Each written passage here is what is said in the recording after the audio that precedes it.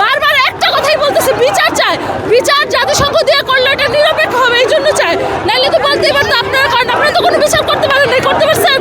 গত 2 বছরে আপনারা কোনো বিচার দেখাইতে পারছেন? তাহলে এখন কেন আবার বলতেছে যে বিচার আপনারা করবেন?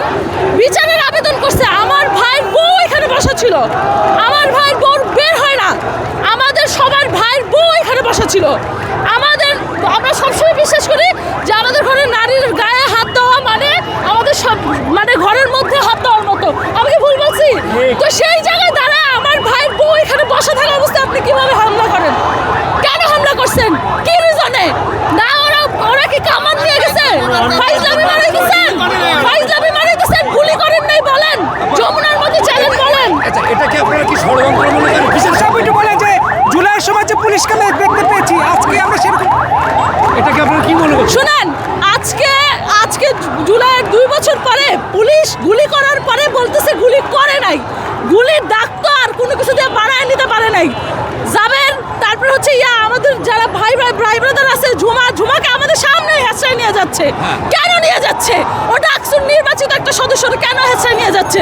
ওকে এখানে খুন করতেছিল, ও কি ভিতরে কখনো যায় নাই?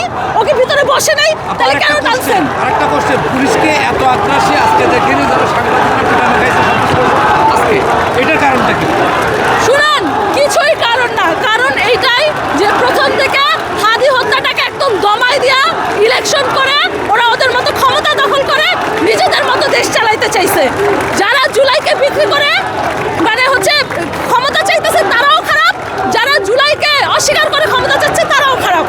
এই 2 দল মিলা আমাদেরকে রাস্তার মানে পথে পথে কষ্ট করে। এরা যেভাবে হচ্ছে বলতেছে যে কোনো বিচার ব্যবস্থা করতেছি, যাচ্ছে চলতেছে, এই প্রক্রিয়া আজকে মানে সেই কবে মারা গেছে, ডিসেম্বর থেকে এখন পর্যন্ত এই টানা আপনারা বিচারই করতেছেন।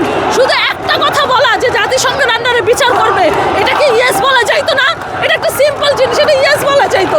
এটা ইয়েস বলা নিয়ে এত টর্চার কেন? তাহলে মানে হাসিনার থেকে কম কি করতেছেন আপনারা? হাদি তো এখন দেশের সম্পদ না, প্রায় আন্তর্জাতিকভাবে সবকিছু।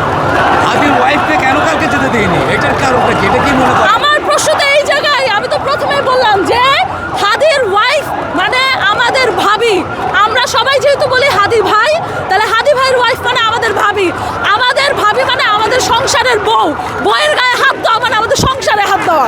আমাদের মানে যে বলে না, আমাদের কি বলে, একটা ঘরের মধ্যে হাত দেওয়ার মতো। এই পরিবারের মধ্যে যখন আপনি হাত দিবেন তখন কি আমরা হাত রেখে দিব? কতক্ষণ লাগছে আমাদের এখানে আসতে? আমরা কে কোত্থেকে আসছি? যেখানে যত ছেলেমেয়েরা দাঁড়ায় আছে ওরা এক একজন এক এক এলাকা থেকে আসছে নিজের পকেটের টাকা খরচ করে। আমরা কি বলছি যে তোমাকে টাকা দিব? কই, মানুষ দেখি মিছিল করে টাকা দিয়ে, সেইখানেও মানুষ আনতে পারে না, আর এখানে এসে দাঁড়ায় রয়েছে ছেলেমেয়েরা। তাহলে সেই বিচারটা করতে আপনাদের এত কষ্ট হইতেছে কেন? কেন এত কষ্ট হইতেছে? সেই প্রথম থেকে আপনারা একই গল্প বলতেছেন, শুনতেই আসি, চলে গেছি। আন্দোলনের পরে আমি কোথাও না কোথাও ছিলাম, কেউ না কেউ আমাকে দেখছেন, কিন্তু এরপরে আমি সরে গেছি যে আমার লাগবে না কিছু এখান থেকে।